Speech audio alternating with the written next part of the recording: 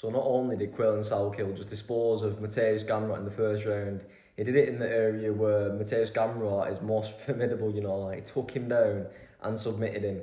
But this is the thing with Mateusz Gamrot, this is why the striking plays a big factor in his fights more than people think, because usually he can go tit for tat with fighters on the feet, he can exchange, recenter himself, exchange, go backwards a bit. But when he comes up against someone who's really got real powerful striking, like an Oliveira, like Quillan Salkilld, then it's just constantly on his back going backwards, And this is why we've seen after Gamrot got Quillan Salkilld down, he was trying to submit him with like some mad leg lock and there was a bit of scrambling and stuff. Quillan Salkilld was never ever in trouble. I think he was landing a bit of ground and pound himself. There wasn't really much happening, but when they got back to the feet, there was some exchanges again in the striking. I think Quillan Salkilld threw like a high kick, Mateusz Gamrot once again was backing up. He had him up against the fence. He threw like a right cross into a left hook and then immediately transitioned into the double leg, which was pretty nice to be fair.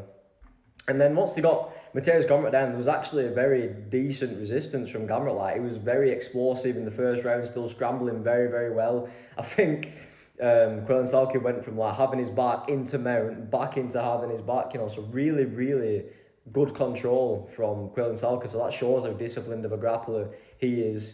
And then he managed to get the rear naked choke. But man, this is impressive, because look, it took Oliveira 2 rounds to get Gamrot out of there. I think Mateusz was in there with him for 5 rounds. So we know that Gamrot is definitely fundamentals are very, very good on the ground. But, I think like his resume has always been a little bit overrated. Like, come on, Esteban Ribovic, an old man version of RDA, Ludovic Klein. They're just not that good of wins. The Mateusz win has really, really carried him and his reputation in his division.